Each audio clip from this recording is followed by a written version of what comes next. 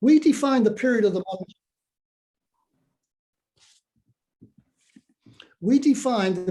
modern civil rights movement with the visible, horrific lynching of Emmett Till, 14-year-olds, in 1955, and ending in 1968 with the Fair Housing Act, passed by Congress. The 1960s were dynamic, intense, and intellectually explosive, and it changed America dramatically. Rosa Parks sat on the bus in 1955 because of Emmett Till. In the late 1950s, Southern Black students in Nashville, Tennessee, such as John Lewis, Marion Barry, and a young Martin Luther King, began studying Gandhi's nonviolent successful protests. They attended a Highlander school in Tennessee to study nonviolent tactics and strategies to bring the civil rights movement to Black Americans. In the early 1960s, the Student Nonviolent Coordinating Committee started freedom schools throughout the South, and one right here in Cambridge, which I attended. The purpose of the freedom schools was to teach poor Black people their human and civil rights not afforded to them by state and federal law. These freedom schools helped inspire and organize the civil rights movement. In the late 1960s, Harvard Law students Derek Bell and Charles Ogletree began a series of seminars and advocating the ideas of Judge Higginbotham. In 1968, these seminars inspired San Francisco State University to start the first courses examining the civil rights movement, the freedom schools, and ethnic studies.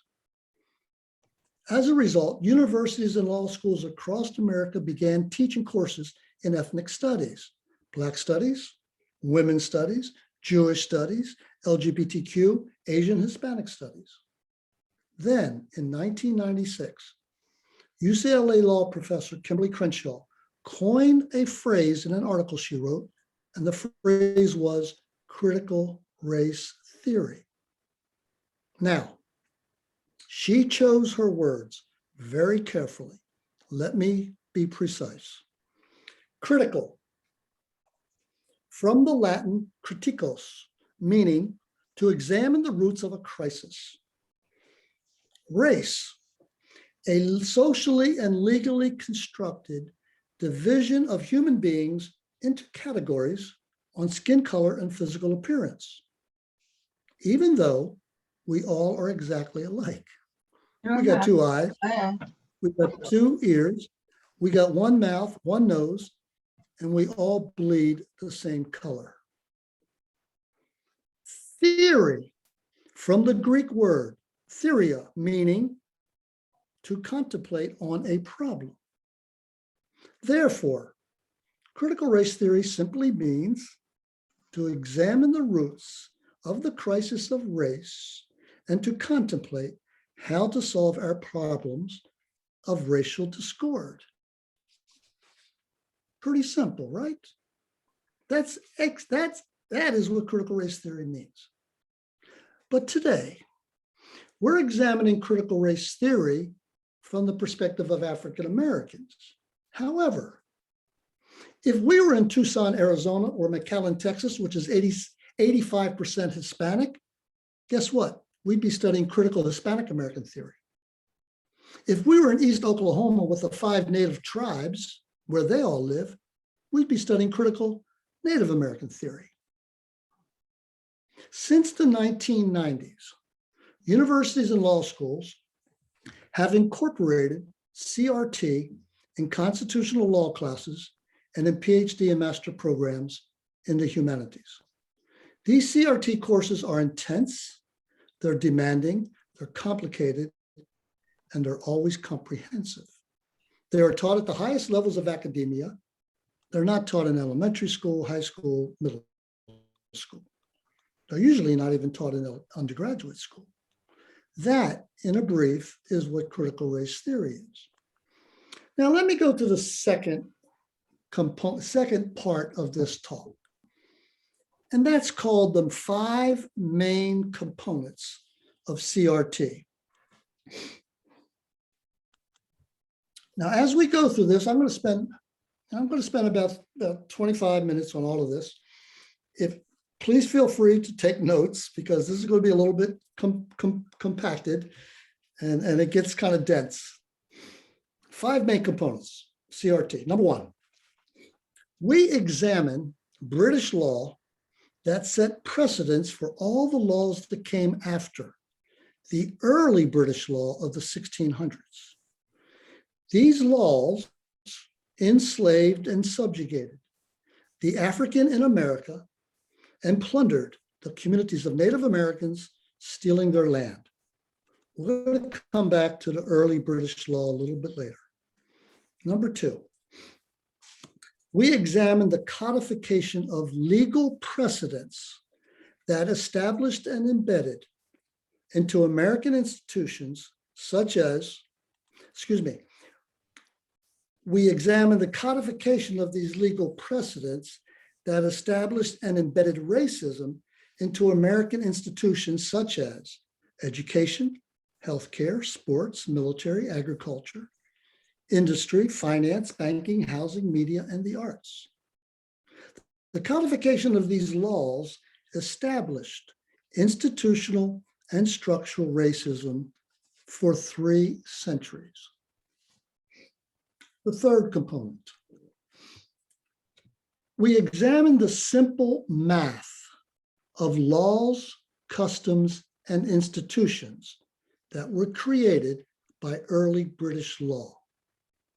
Simple math, 246 years of slavery, 12 generations that Black people could not learn to read and write, own land, marry, worship, leave the plantation. But they could be whipped, they could be raped, mutilated, tortured, hung without consequence, and their children could be sold to the highest bidder. They were known as chattel.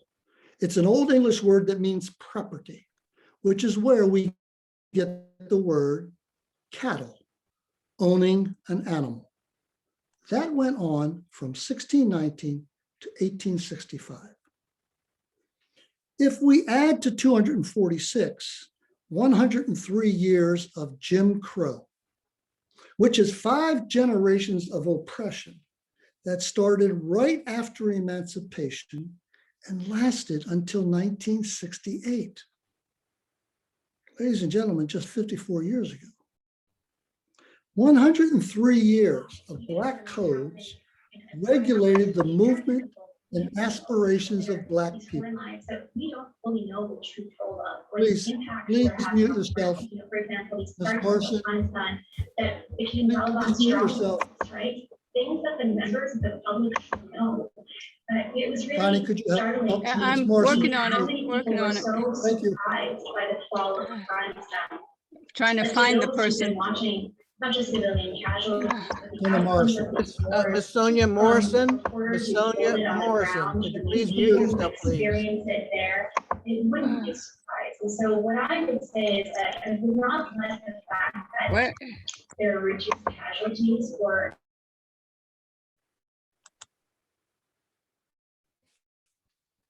Okay, thanks. Thank you. Thank you, Ms. Morrison. You can mute all of us. Let me try that again. 103 years of Black codes regulated the movement and aspirations of Black people, where they lived, where they worked, went to school. Black people could not even walk on a sidewalk if a white person was walking in towards them. They had to get off the sidewalk. That's true. I witnessed that in Mississippi. If they violated these Black codes, such as being unemployed, they would be arrested and sent into the convict lease system, which was a loophole in the 13th Amendment that constituted slavery, yet by another name. Then in 1896, Jim Crow laws were enacted with Plessy versus Ferguson, known as separate but equal, regulating African Americans, Blacks too, second and third class citizenship.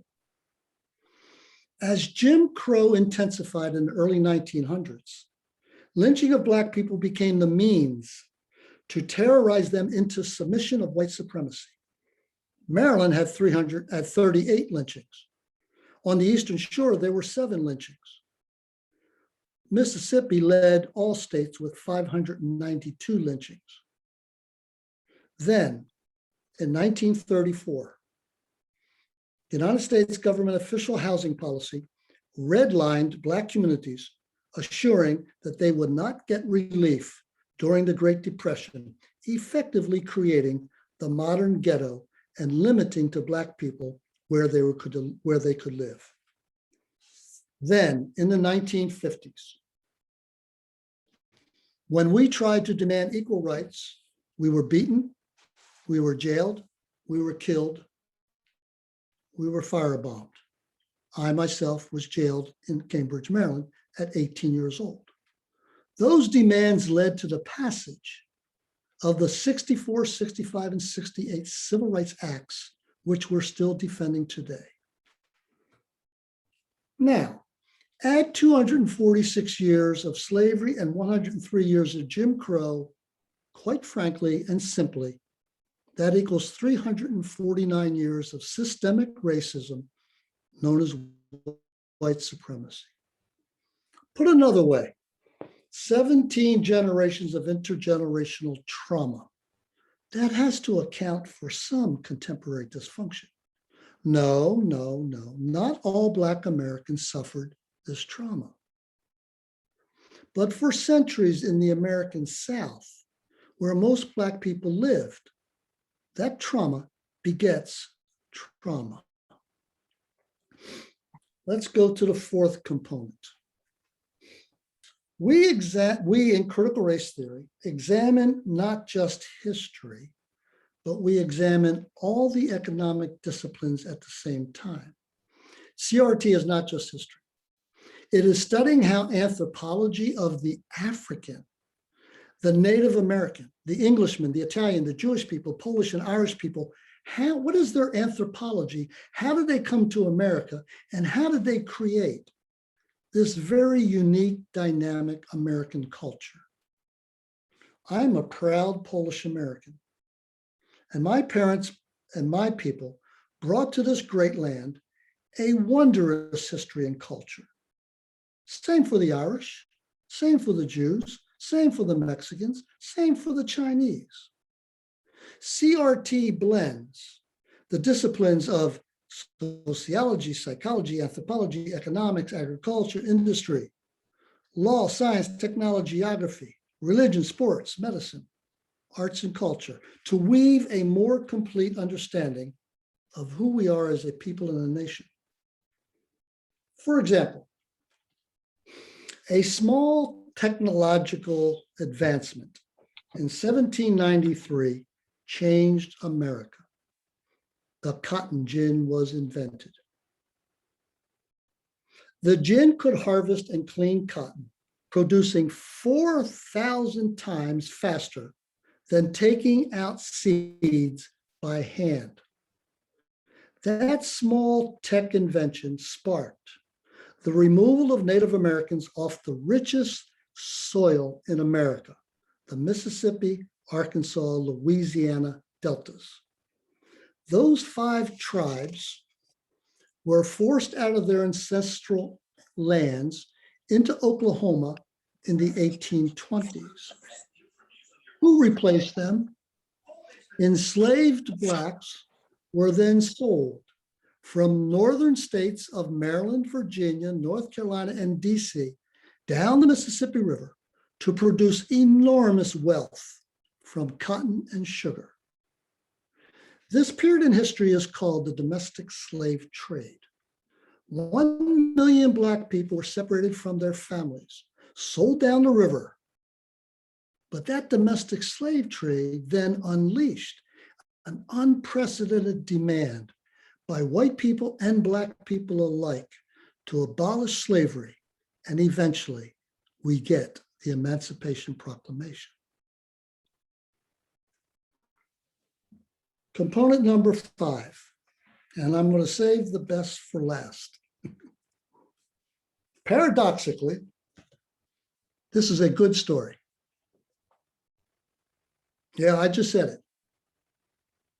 This is a story of the brilliance of America, the extraordinary courage, vision, hope, faith, and sheer grit of Black Americans, and the goodness and courage of many white Americans who fought and died for equal rights, to abolish slavery, and pushed our US Constitution to be a more perfect union.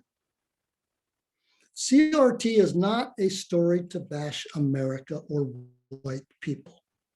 It is a story that uplifts our ideals of life, liberty, and the pursuit of happiness, the very foundation of our country. CRT is a story of Black people considered the quintessential Americans, or as Talbot County native Frederick Douglass once said, Black people believed the US Constitution was a glorious document to liberty, and they applied it accordingly. CRT helps us authenticate American history in the context of truth-telling. Does the truth sometimes hurt? Yes, the truth hurts. But you know about the truth, it can also heal. Any marriage counselor will tell you that to repair a relationship, both parties must be honest with each other. Only when both parties face the facts of discord and harm can they begin to heal the rift. Reverend Palmer, I think that scripture says something about the truth will set us free. Oh, yes, it will. CRT is one of the many ways to interpret history. It's not the only way. Unfortunately, the 1619 Project sometimes overcompensated history truth-telling by claiming that all American history is racist. That's simply not true. CRT does not embrace that America is founded only on white supremacy and racism. America was founded on freedom. But the truth is, some were more free than others. My critical race theory in American history, I view it as uplifting, visionary, courageous, smart, and full of grace, even with its blemishes and its warts. Lastly, when we read true stories of Harriet Tubman, Frederick Douglass, Abraham Lincoln, William Lloyd Garrison, Ida B. Wells, and Fannie Lou Hamer, and the courageous visionary Quakers of Talbot County, I get inspired, and it makes me proud to be an American and proud to live on the Eastern Shore. Critical race theory is not a story only of horror, it's a story of hope. Not only suppression, but of survival. Not only victimization, but of victory. Third, now what we're going to do is we're going to take a few moments to examine a critical race theory timeline that I created long ago that will help visualize what I just talked about. So Connie, could you put the timeline on the screen, please?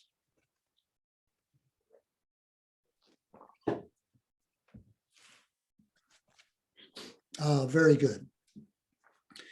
Now, what I'm going to do is I'm going to talk about each of these components of the timeline, and Connie's going to move it up and down, left and right, depending on what I talk about. So let's start.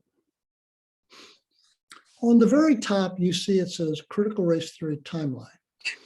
Underneath that, there's a red bar. There's the red bar. That red bar reminds us that if you really want to understand the African in America, you got to understand Africa first.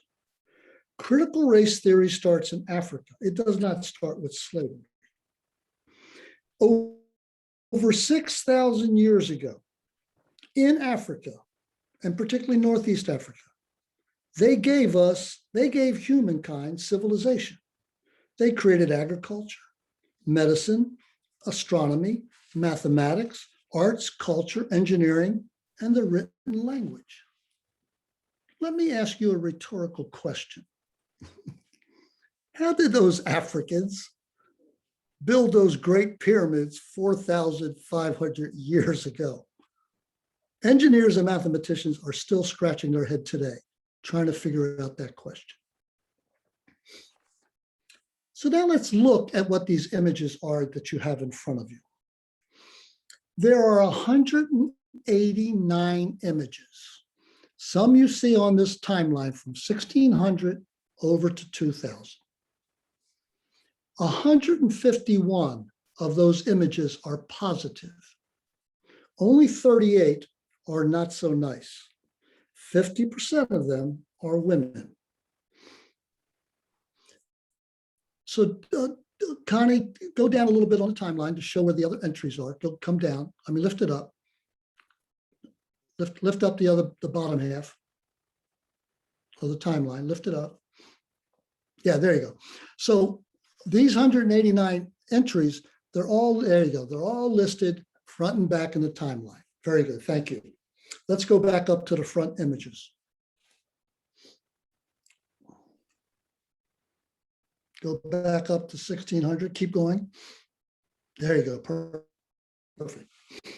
So now I'm going to go back to what I said much earlier, examining early 1600s British law. Look at 1640. 1640. John Punch is the first Black person enslaved by British law. That set precedent. In 1641, Massachusetts is the first state in the colonies to legalize slavery. Precedent. In 1653, John Coster is the first Black person to be enslaved by British law for life. In 1662, Virginia passes a law known as Partus Sequitur Ventrum. The meaning is, if a child is born to a mother who is enslaved, then the child is enslaved. That guarantees slavery forever. In 1664, our state, Maryland, passed a law that outlawed marriage between Black and white. In 1691, South Carolina enacts Black codes to regulate the movement of Black people. And in 1706, South Carolina establishes a law called the Slave Patrols to catch runaway Africans. In short, and I'm just starting in the beginning, in short, British law in the 1600s set the stage for the next 300 years. Well, at least certainly for the next 246 years until the massive, horrific Civil War occurred, ending slavery. In other words, it legalized the suppression of Black aspirations in all of our institutions. Let's look for a moment at the colors that we use here on the timeline. You'll notice the colors are in red, green, black, and yellow. The color red is symbolic for the blood shed in the struggle for freedom. And let me emphasize, certainly my experience, there were a lot of young white people like me who risked their lives and were beaten and were killed to win freedoms for everybody. The green is a color that we use to symbolize the lush land, the natural resources, and the labor to work that land. The black, of course, the color of skin. And the red and yellow, the yellow, the color of yellow is the color of the rising sun. A new day is going to come. Southern Black preachers often invoke the scripture, no matter how dark the weeping night, if only we hold on and have faith, joy will cometh in the morning. And I also want to just, if hopefully one day you'll get a copy of this, when you read this carefully, we change words and semantics mean a lot to us. So critical race theory uses precise words and semantics. We don't use euphemisms. For example, we do not say plantations. We say slave labor camps. And we do not say Jim Crow, although I used it. We say domestic terrorism. Now, I want to point out these three colored timeline continuums at the bottom. And the last one, which is red and yellow, called the Four Great Waves of American Cities. See the first timeline in green. That timeline is Black development in North America. You will notice that there are 9 sections in that Black development. Those 9 sections show the development of African Americans in America over this last 400 years. The very first one starts with the era of colonization. The next one is the era of plantation slavery. The next is the era of freedom. The next is the era of abolition of slavery. The next is Reconstruction, on and on and on. Each of these sections in critical race theory is a unit of study in and of itself. Let's look at the Black continuum line. I refer to that as the Black religious development in North America. Black religious development, as Reverend Palmer will tell you, is extremely important to understand in order to understand our country. There are 1, 2, 3, 4, 5, 6, 7 particular sections in Black religious development. The first one is the denial of the Black soul. Black people had no soul, therefore they could be an animal, and you can do anything you want with an animal. The second one is the First Great Awakening. The third is the Second Great Awakening, and it goes on and on and on. Each of these sections is a unit of study in and of itself. And let's go to the red and yellow continuum. This is called the Four Great Waves of American Cities.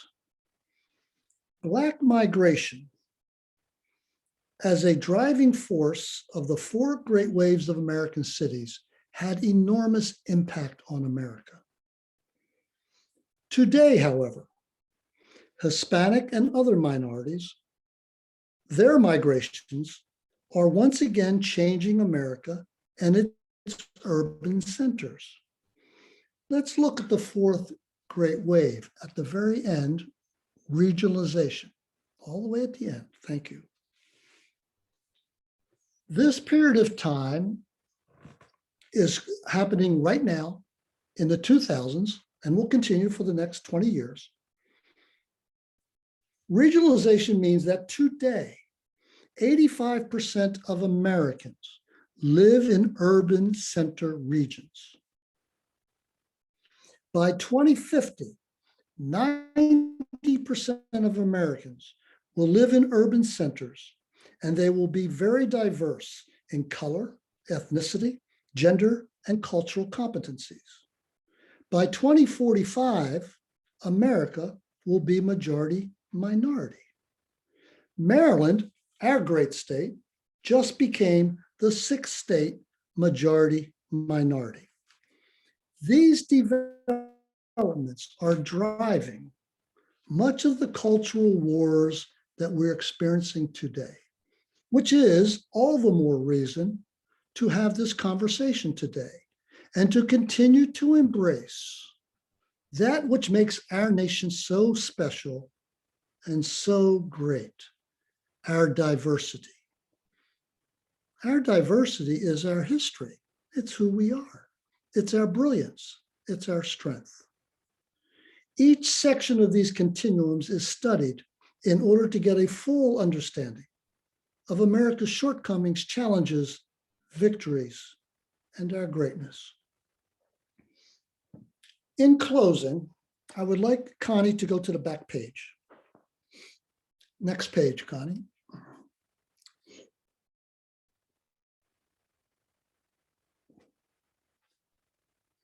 Very good. Keep going. Go down to the bottom right-hand corner. There you go. Perfect. If you look on the far right-hand corner, now you got these pictures here of various people. You got Jackie Robinson, Thea Gibson, you got Toni Morrison, et cetera. The bottom right-hand corner is number 13. There you go. That's a bird. That bird is called the Sankofa bird.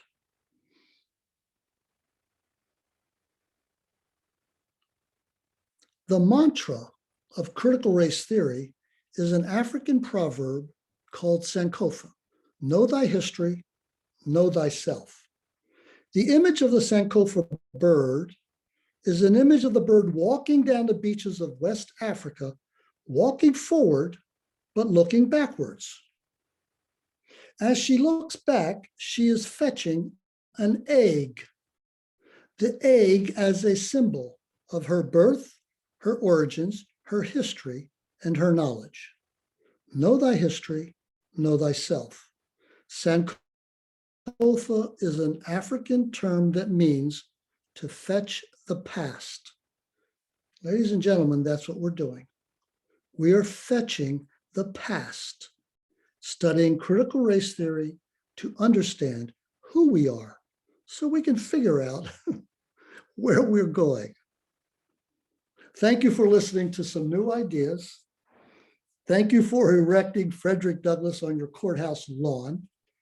Thank you, Talbot County Quakers, for leading the way to abolish slavery. Thank you, Methodist churches, inspired by Francis Asbury and John Wesley, who rode over the Eastern Shore lands to challenge the Anglican Church, bringing a new social gospel of liberation to poor, white, and Black people. Thank you for learning about CRT as just one tool in your toolbox to better interpret our exceptional history. You have my admiration for sitting here for the last 40 minutes listening to me. I know this is dense. I know there's a lot going on. I thank you, Connie and Reverend Palmer, for your leadership and your character. Your character counts. I'll end with this. Peace out. But I'll use a Harriet Tubman term, which she would say in her native dialect, we out. So thank you all very much. Thank you very I'm much. finished, Connie. All right. Thank you. Just on time, too.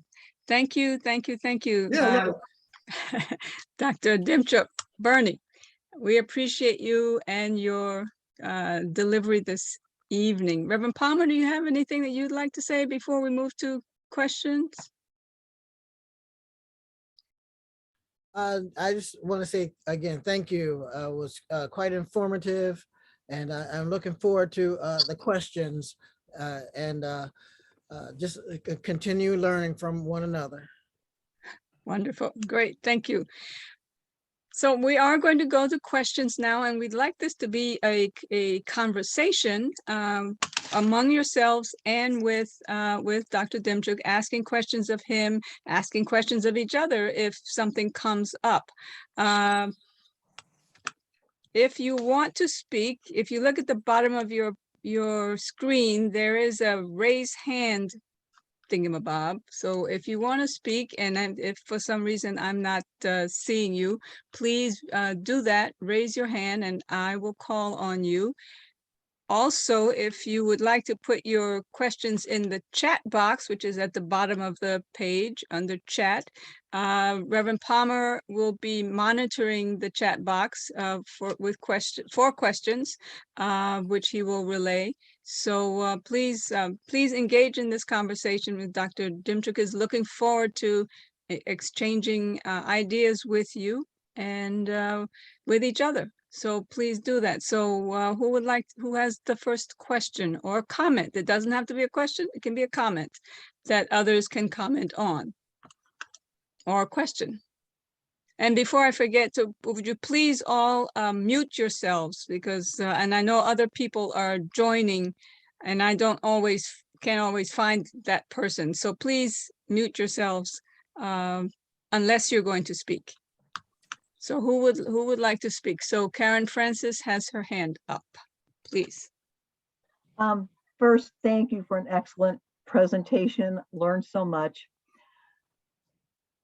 some guidelines on how we begin conversations with people that just think CRT is white bashing.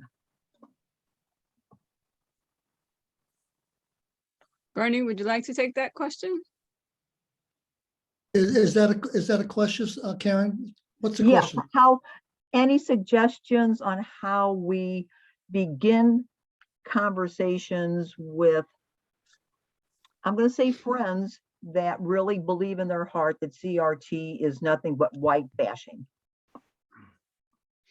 Well, Karen, thank you. That's a good question. Most of the young people that I joined the movement with were white. I was at the University of Maryland. It was 1965. Maryland had a pretty substantial Black community, but quite small compared, to the Black population. When I read history, I'm always so impressed at how many white people actually did try to make a difference. Frederick Douglass had a word for us. Frederick Douglass said to his white counterparts who was helping him abolish slavery, he said we had Black hearts. And he was so appreciative that he had white allies all through the North and all through Britain and Europe. So I would start, Karen, by saying, number one, plenty of white people engaged in the abolition of slavery, the abolition of the Black codes, the abolition of Jim Crow. I would also say this, and I think this is even more important. This ain't about white people or Black people. This is about freedom, democracy, and justice. This is about who we are.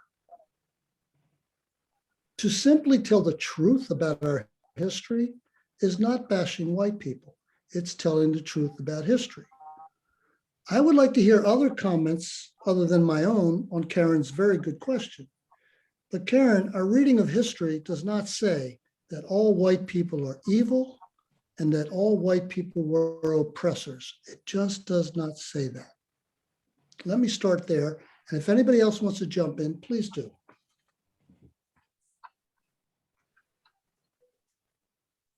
Thank you. This, Okay, I this, see. Thank you. this, Yes, please. Who's next? I guess. So, obviously we just celebrating the Martin Luther King holiday. So one of the things I saw that helped make me understand that question, if anyone gets a chance, they played an interview with David Susskind and Martin Luther King day before yesterday, and I Googled it today to revisit it. He talks a lot about that question. So I'm not going to try to reiterate a lot of what he said in that interview, but it was very enlightening. So if anyone can get a chance, he talked about, it's an hour and 41 minutes. The interview was very long, it was very in-depth. For those of you that have seen it, you may know what I'm talking about, but he talks about that question, that very question. Okay. And let me just introduce, this is just speaking was Chief Anthony Smith, who was one of the founders of this series of conversations. So thank you, Chief Smith. Did you, taking away from that interview, did anything stand out for you from the suggestions that came up? Yeah, he talked about he talked a lot of morality and how what we shouldn't try to do is figure out anyone else's motivation. So he left it up to the morality aspect of it. And it was very interesting concept that he was bringing us to talk about a lot of other things, but he left it a morality. And the more important point that I got out of that is for us not to try to figure out everyone else's motivation. Sure, there's gonna be situations where people are just posturing, like it was during the civil rights movement, because a lot of comment and question came up. Well, were the Kennedys sincere about civil rights? And he sort of talked about whether they were sincere or not, as long as we were moving in the right direction and took a moral aspect and turned this into a morality issue, we would be moving forward. And he talked about not trying to figure out everyone else's motivation for wanting to do what they did, or trying to figure out whether it was important for us to know the motivation of why someone is trying to fight civil rights. It was very enlightening. Thank you, Chief. Thank you. I have a question from Robin. Before we go, Bax. can I make a comment on Oh, the please. question? And Mhm. that would be that how would that person feel who feels that critical race theory is all about bashing white people? How would you feel if your history was denied? If everything that you've gone through, your whole family has gone through, we say that America is the home of opportunity. How would you feel if all the opportunities that were denied you and your family were simply dismissed? So let me pick that up, Reverend Palmer, because Karen, what I failed to say in my answer, and Reverend Palmer just hit it right on the head. It was not until the 1980s that we actually, in the 90s, we actually began to see Black history in standard textbooks. Now, Black people learned their history at the church, at the cookouts, around the kitchen table, around the dining table, at family reunions. They did not learn their history in school because the school system whitewashed Black people's history, Native Americans history, Hispanic history, Chinese history, LGBT history, women's history. All of that, none of that was taught all the way up until the 1970s and 80s. Now, Karen, what's happening is that because of George Floyd, because we're in this period of racial reckoning, all of a sudden, this stuff is being thrown at white people, and they're going, oh my God, they hate us.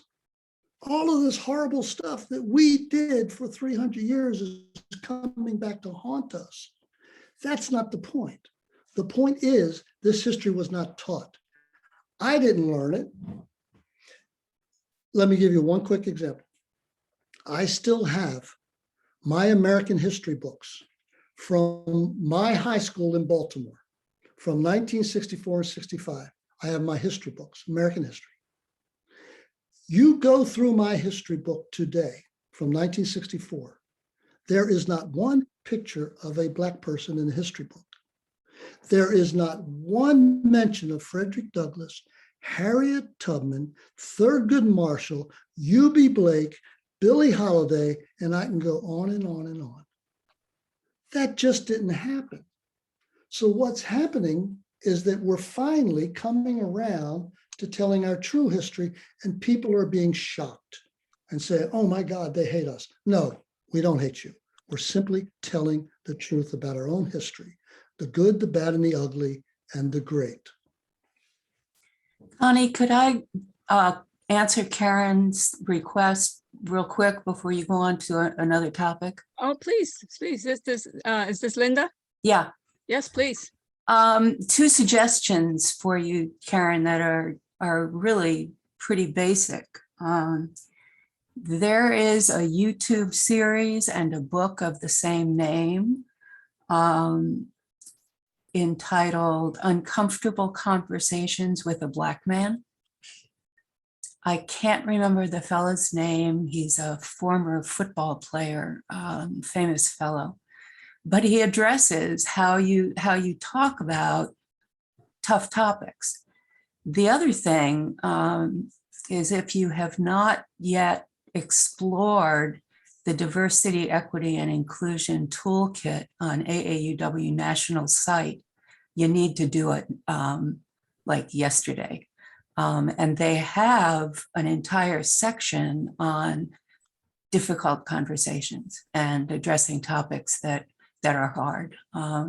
So I would suggest those resources for you. Thank you. Thank you. Connie, if I may,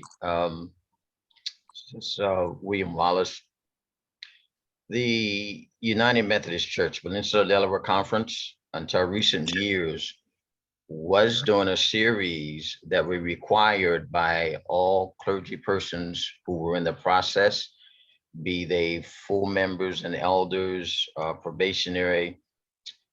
They were required to attend a series of discussions on race under the umbrella of nurturing wholeness in community.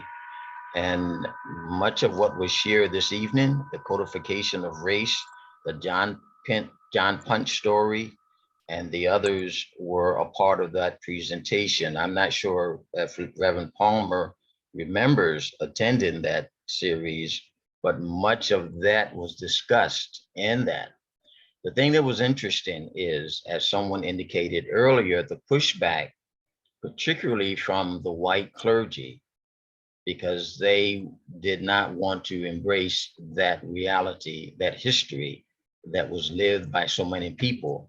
They saw it, as someone mentioned earlier, bashing of whiteness and white America.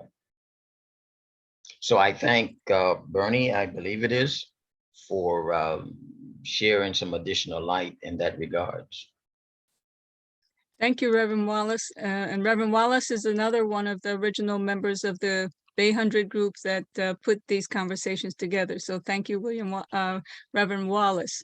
I see Mr. Danik. Joel Danik has his hand up, please. Yes, thank you.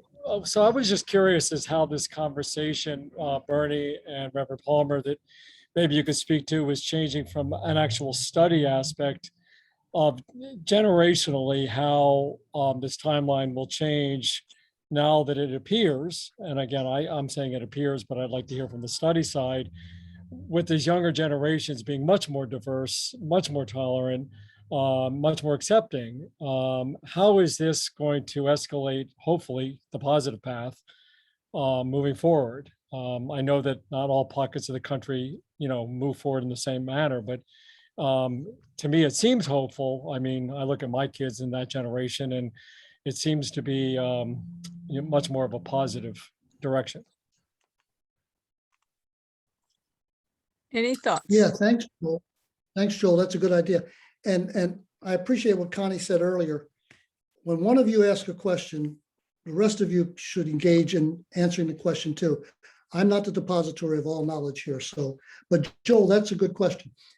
I think, Joel, I did say at one point, we're rapidly moving towards a majority minority country. And Maryland is a majority minority state. The reality is, students themselves are demanding these kind of conversations. California just initiated, to graduate from high school, you have to take at least one class in ethnic studies. And in ethnic studies, you study Asian, Hispanic, Black, et cetera, and of course, all ethnic studies. I think more and more states are heading that way, and I think the young people are making that demand. Now, Joel, let me say this. During the Black Lives Matter movement, the protest of George Floyd in 2020, I was there in the 60s and 70s. The Black liberation movement was led mostly by African Americans. The anti-war movement right after that was led mostly by young white college students. The women's movement during that time was led by women. The Chicano Cesar Chavez movement was led by Mexican Americans. The gay liberation movement was led by gay people. The people with disabilities movement was led by people with disabilities. But guess what happened in 2020? They all came. It was the most diverse, explosive demonstrations of all kinds of people, young, old, Black, white, Hispanic, Asian. That's what's happening in America, Joel. So I think our young people we don't give our young people enough credit. A young white person in college just wrote an editorial at the Washington Post telling us adults, y'all need to chill. Stop criticizing critical race theory. I took critical race theory as an undergraduate and I loved it, and all of my white students loved the class. Stop bashing it because we're learning. So I think we have to give more credit to the young people. And quite frankly, Joel, history's on our side. I don't know if that helps. Okay. I agree with Bernie. The young people are, like you said, are going to make the difference.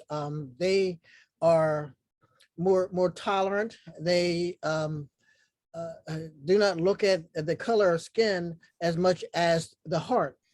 They are personifying, in my opinion, the quote that's being used a lot to bash critical race theory. That is Martin Luther King Jr.'s quote of judging a person by the content of their character, not the color of their skin. The only thing is the fear of change of the older adults. Unfortunately, could because of possible dependency issues, could slow that process and that progress. But I personally, I believe that without fear, there is no racism, there is no bigotry. It's all geared on fear. This whole critical race theory thing is about making you afraid to feel bad about what has happened in the past, when the real purpose of understanding history is understanding what has happened, and how it's affected certain people, and trying your best not to repeat that, so that we're lifting up each other and not putting each other down. That's the real purpose of history, is to learn. And I think that if we look at the history of how each generation has been more encouraging to one another, I think that gives us all hope. Thank you, Reverend Palmer. Paulette has a question.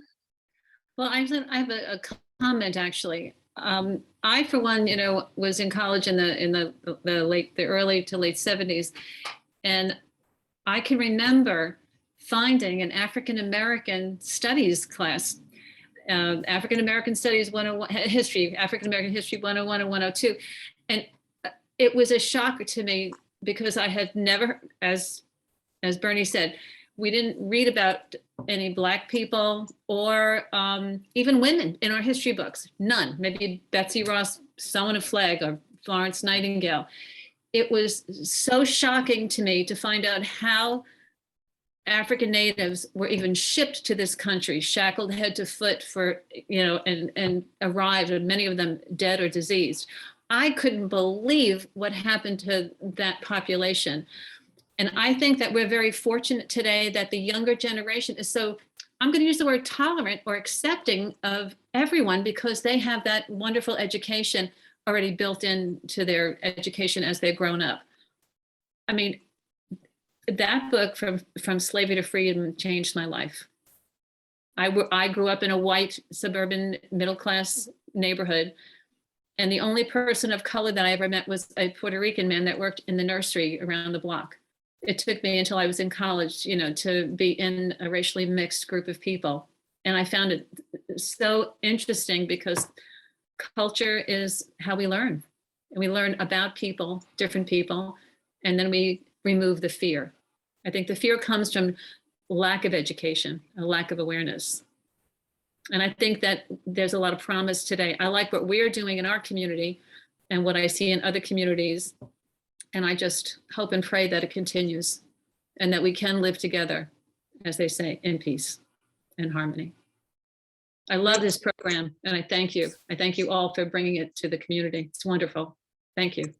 Thank you, For me, Paulette. again, William Wallace speaking again.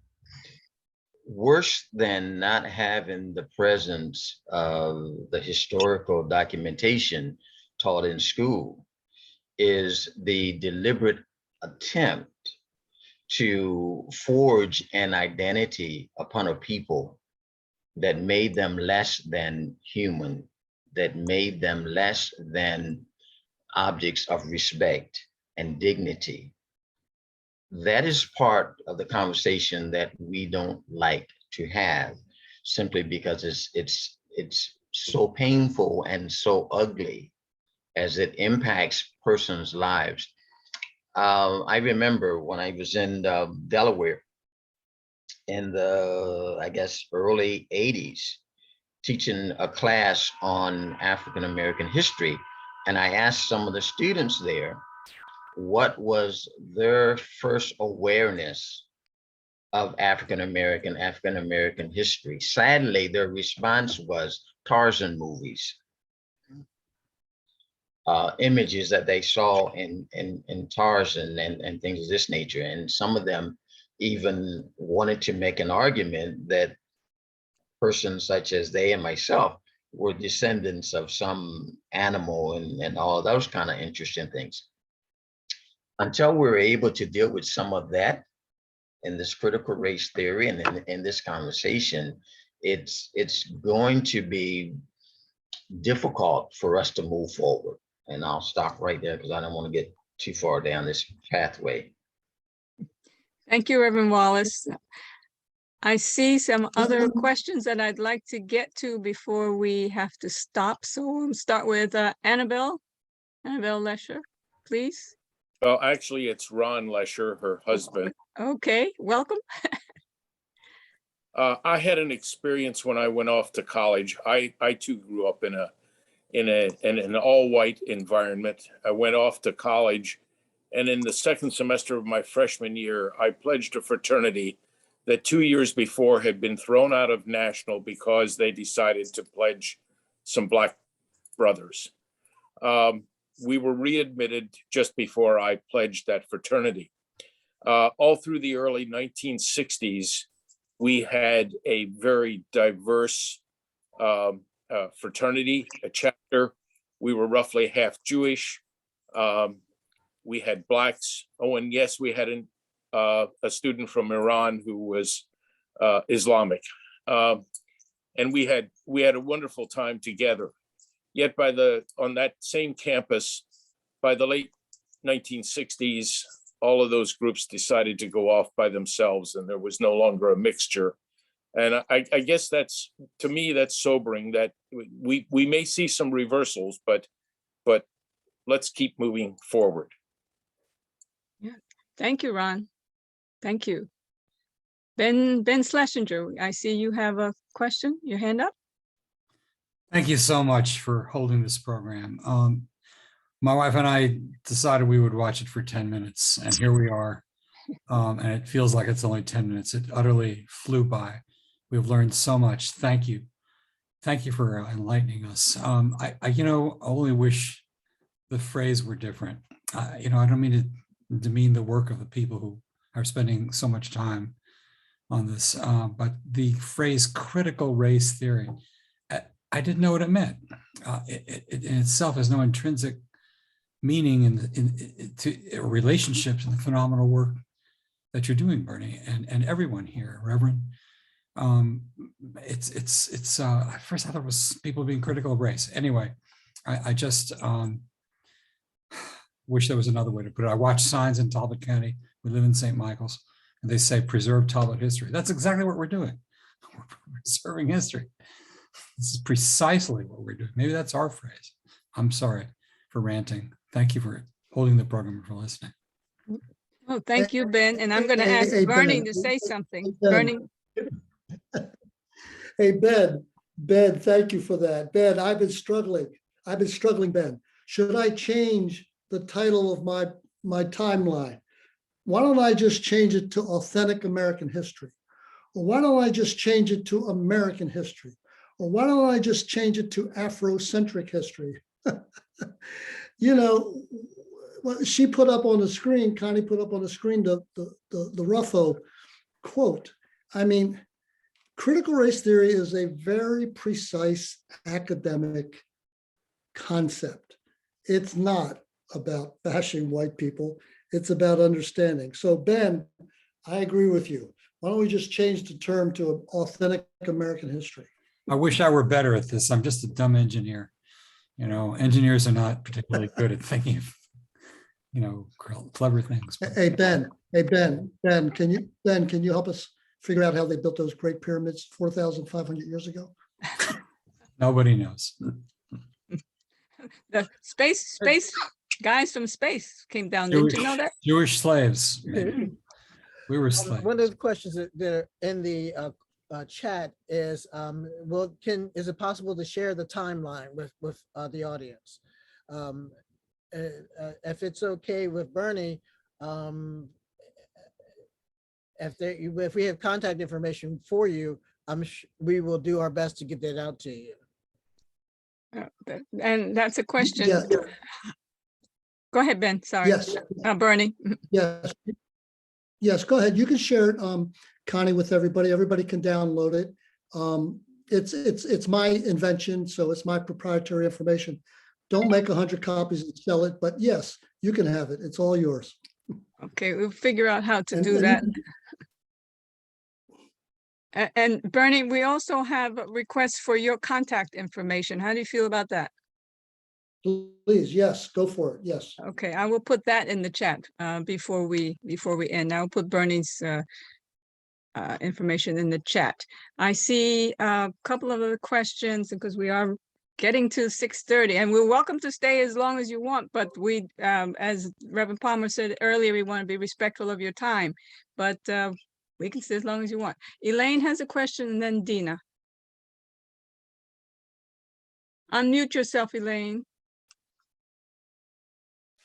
There I did. I've avoided learning what critical race theory was, and it has served me well in conversations when some of my friends have said, "How do you feel about critical race theory?" I said, "Well, I don't know enough about that." But fear, when we talked about the fear drives so much of what we've been through lately. And I understand that being a white person, because I know how I would feel had I been treated the way we have treated others. They have something to be afraid of. And I think it's remarkable how understanding all people are, regardless of race, that are working on this. Even though they want to know the past, we really all have to forget the past to be able to forgive each other and move on. But my question is, how do I get past it in a conversation where I know what I'm talking, I know I understand where they're coming from. They're not saying it, but they're coming from fear. A fear of being treated the way history will tell them they have treated others. A very legitimate fear. Any thoughts about what Elaine has just shared? I think that understanding that we've all made mistakes. We've all haven't treated each other as we know we should have. And that there are times where we've all been afraid. But we can't let that fear keep us from doing the right thing now. And that is being able to I guess one of the, Bernie mentioned scripture. One of the passages of scripture says that without, my people die because of a lack of knowledge. And unless we are willing to learn about one another, to grow together, then and understanding that we all had some of the same dreams, same aspirations, that there's no reason to be afraid if we can all walk together. Thank you, Reverend Palmer. Anyone else have any comments? Well, let's move to Dina, your question. Well, yes, thank you for this conversation. This has really been quite interesting and amazing to hear and to see how many people have joined the call. I deal with a lot of young people in my organization, Building African American Minds here in Easton. We certainly are trying to address a lot of these issues with our youth and making sure their youth get, the information that's needed for them to make the best decisions for themselves. But what can we do as an organization or as just individuals who are interested in moving our community forward, not backwards? What are some of the 3 things that you think we could do to try to get this information out and make sure that we're reaching all the people who really need to hear this? This is more people who are interested in, but then there's a lot of group of other individuals who we need to reach too. Those who are buying into the falsehood of what critical race theory is. How do we motivate ourselves to make sure that we're reaching the other folks in our community? So if there's any suggestions for that. Bernie, do you have any response to that? Because there was another question about concrete steps that that we can take. Well, I think what you're doing here is the beginning, but can this kind of, we're all adults on this Zoom. To Dina's question, can we get young people to engage like this as well? And can we get young people to engage in a book club or a seminar, or in what way, what kind of curriculums are being taught in the Talbot County schools, and what kind of opportunities are there for young people to learn exactly what we're doing today? And I would not necessarily use just adults. I would use coaches or ministers or mentors, or I would use social media influencers. But Dina, I think you're raising a really important question, and I know you all have a book club here. Is that true, Connie? And I think that we should have some book clubs as well for young people. Yes, we do. AAUW has a book club. We just finished talking about Caste, as a matter of fact, a very important book that I recommend to all of you if you haven't read it yet. And I know that the Talbot Family Network is also holding some conversations among young people on these issues. So we're getting there. I think also we can use other examples. I know that in the state of Pennsylvania, they were going through and we're going to be restricting some books from the school system. The students got together themselves and demanded that these books be returned to the curriculums. Mm-hmm. And they started to do it in another state, and that other state, those children contacted the children in Pennsylvania to ask them what they were doing so that they could do it in their state. So we don't have to reinvent the wheel. We can look at some of the things that other people are doing and other things that are happening. I know that here in the chat room, someone put it in that there was a great moment summarized in 60 Minutes last week called One Small Step. This is where they get 2 people to talk about their thoughts and about their devices topics. So, we can look at some of the things that are happening and try and implement some of those things instead of thinking that we have to create something new. I know that this past weekend, I was together with some family members and some other youth, And some of the things that they talked about amongst themselves, I was impressed because they were about how they can make change and not being sucked into all the divisiveness of them hard-headed adults, as they said. So it's a matter of listening to those young youth and encouraging them and helping them to find the resources and programs that are already in effect sometimes that are helpful. Okay. All right, thank you. Thank you for that. I have Mary Hunt Miller wants to speak and ask a question or make a comment. I just want to make a comment. I mean, the word fear has been used a lot here, but I'm thinking, well, fear of what? So what are we afraid of? And I think where we haven't been able to go is to say we're afraid of losing power. And this is what I see on the news, in the politicians. So I just wanted to put that out there in this group, not to be afraid of being honest about what are we afraid of. Anyone have any any comments about what Mary just said? Any response? And please speak up. I can't see all the screens at once, so I don't know who has a hand up. I had a question addressed to me in the chat asking what I was afraid of, and I wasn't saying I was afraid. So in response to what you just said, I will read what I think I sent to the wrong person in the chat. I think lurking in white people, there is a fear that Blacks will treat them as they have been treated. How do I open a conversation with someone that I know might fear maybe a Black policeman, or maybe a Black administrator, or maybe a Black city council?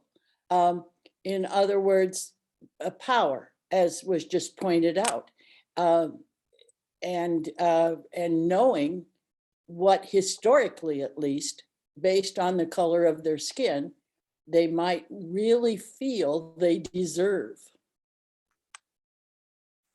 Okay. Comments? Further comments? Well, I think that's about white supremacy you're talking about. The fact that we have had that privilege, maybe call it white privilege, for all these hundreds of years. Okay. Connie, I have a comment, if I may. Yes, of course, Rose. Okay. And speaking to the fear, I think we can look at that fear as a core belief, because what happens is when we're raised by our parents, their beliefs becomes our beliefs. And some of those beliefs are not necessarily good. I was doing some research the other night, and I found a quote that I like to read. And it says, sometimes people hold a core belief that is very strong. Excuse me. When they are presented with evidence, they work against that belief. The new evidence cannot be accepted. It would create a feeling that is extremely uncomfortable. And because it is so important to protect that core belief, they will rationalize, ignore, and even deny anything that doesn't fit in with the core belief. So that's the battle. That's the battle, because it's hard sometimes to change minds, but it's certainly worthwhile for us to at least plant the seed to try to change the mind. And also, Dr. Martin Luther King says, the time is always right to do what is right. Thank you, Rose. Yeah. Could I ask Rose a question? Where did that first quote come from? It came from a man by the name of Frantz, Frantz. He's an African-American and his last name is spelled Fanon. Fanon, Frantz Fanon. Yes, Thank you. you're welcome. Okay, any more questions, or any more comments on fear and the core beliefs of, and changing those core beliefs? Yep. I would like to talk. Carolyn speaking. On the subject of fear, I think in the Black community, we've always had fear to speak. You know, afraid we would get knocked down or whatever, you know, and I think since George Floyd's death, it's given us power to finally find our voice. And that's why, you know, I think now the fear is gone. You know, we've always had fear of not being able to speak or giving us a chance to speak.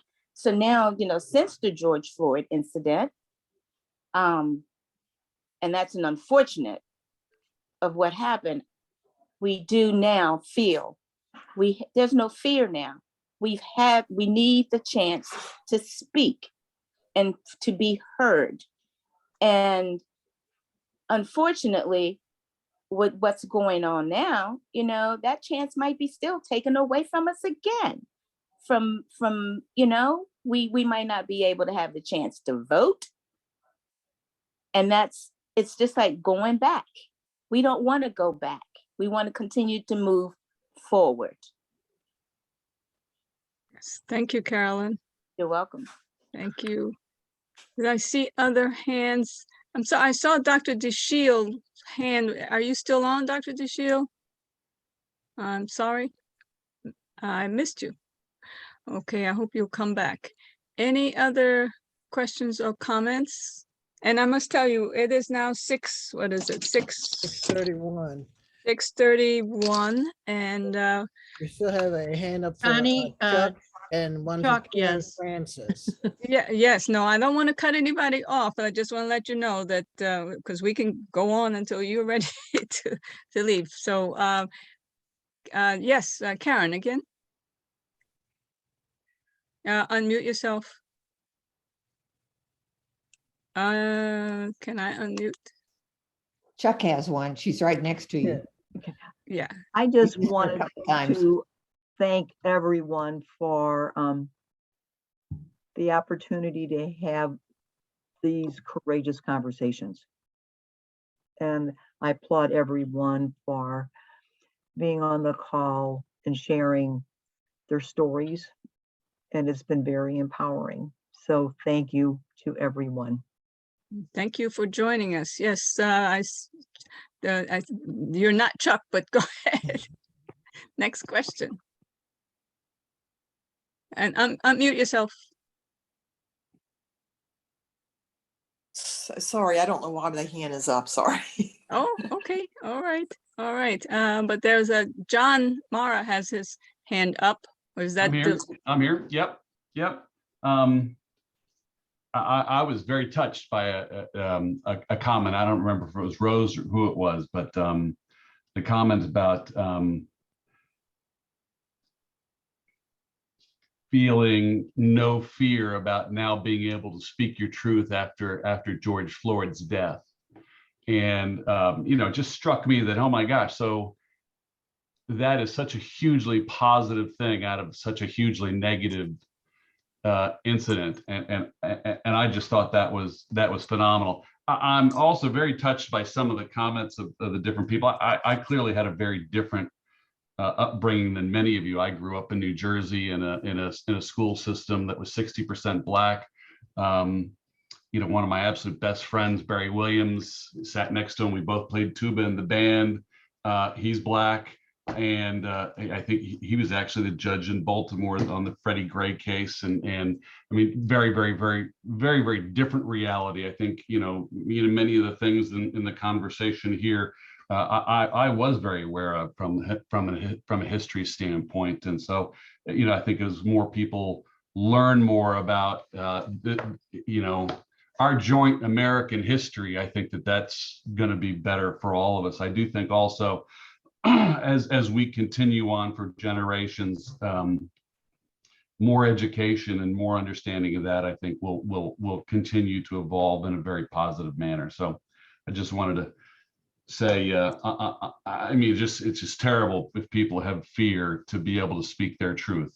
And, we just don't want that. We want everyone to be able to comfortable to talk their truth. Thank you, John. Bernie, I see your hand up, but let me go to Leroy first and then I'll come back to you, okay? Leroy, you had your hand up earlier. Yes, I was going to talk about that quote that she had. It's actually one of the definitions of cognitive dissonance. When you get some information contrary to what you believe, it's so unheartening that you just go about, making a rampage of everything because you just don't want to believe it. And as far as the labeling of critical race theory, it's more so about love than anything else. Looking at it from the perspective of a military person, we don't have the opportunity to dislike someone just because of their skin color, because we have to work with them regardless of whether we want to or not, because they have to make sure we survive to come on back home.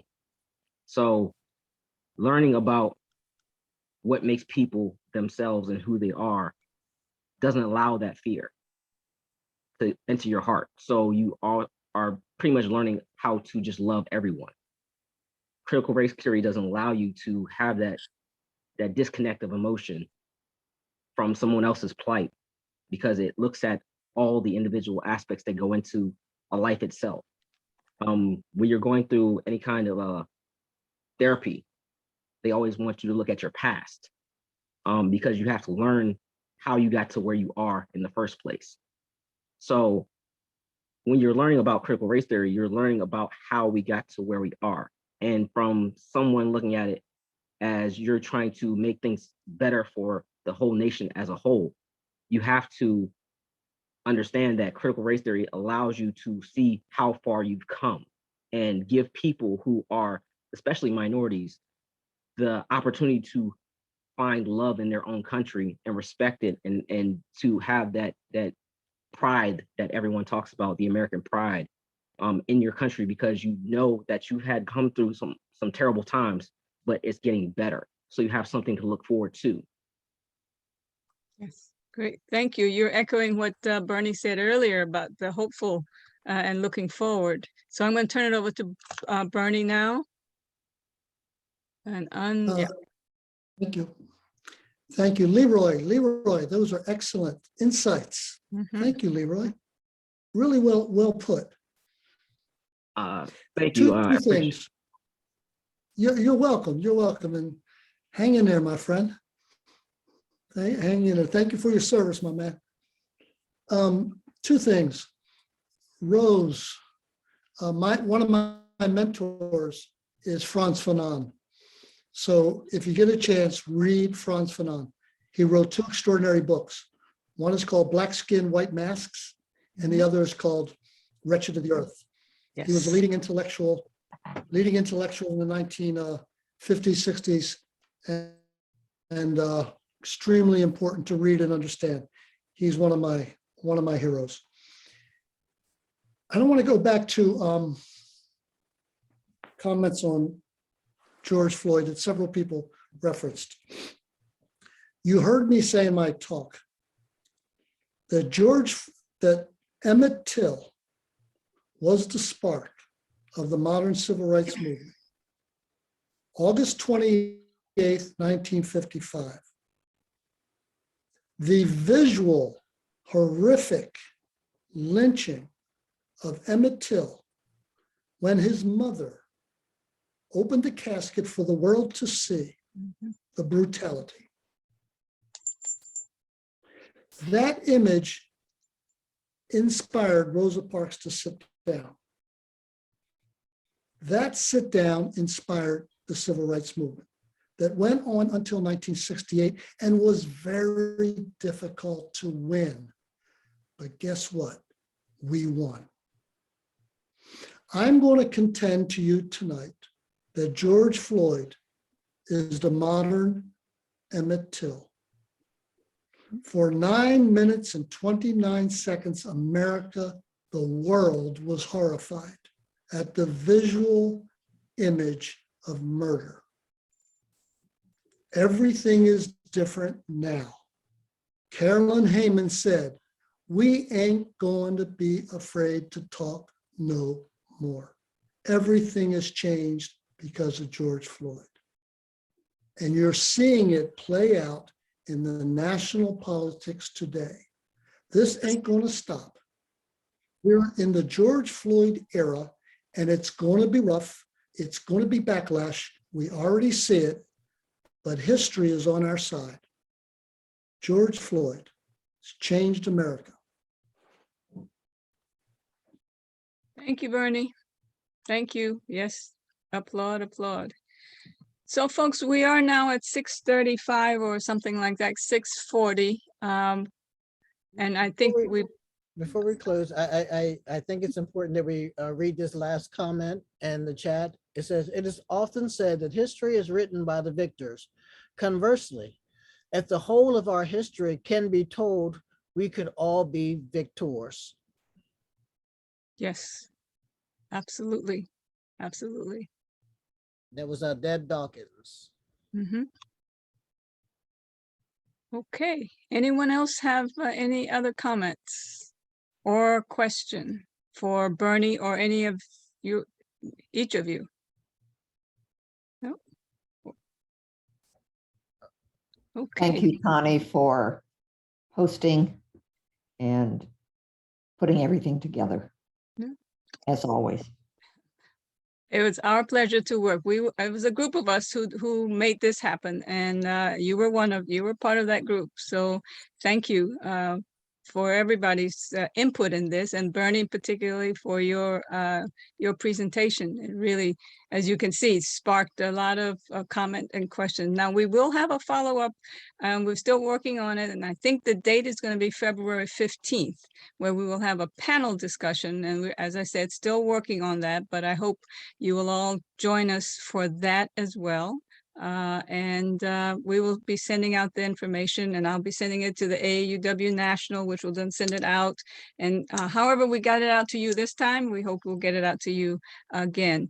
Some of you want Bernie's chart, and I'm not sure how to get that to you if we don't have your contact information, but I will send it to National as I did before, and to others who sent this out, and maybe they have your information and will send it out.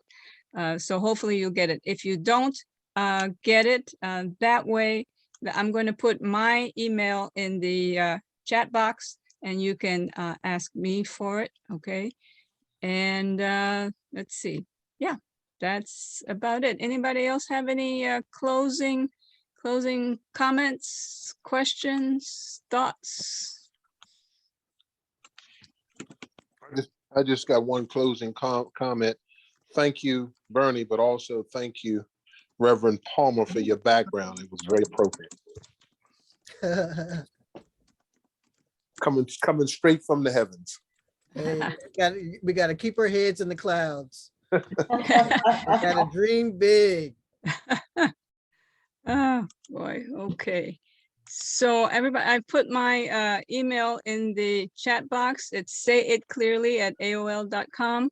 And if you don't get the chart and anything else that you want directly from whoever invited you to join this, please be in touch with me. Okay, and I'll be happy to share what I have.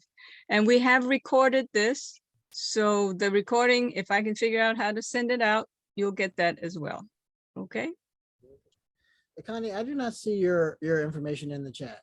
Did you send it Maybe to everyone, or did you send it to someone? No, specific? let's see. Do you see it now? Yep, I do. Okay, Got it 'cause now. that's because I hadn't hit the send button.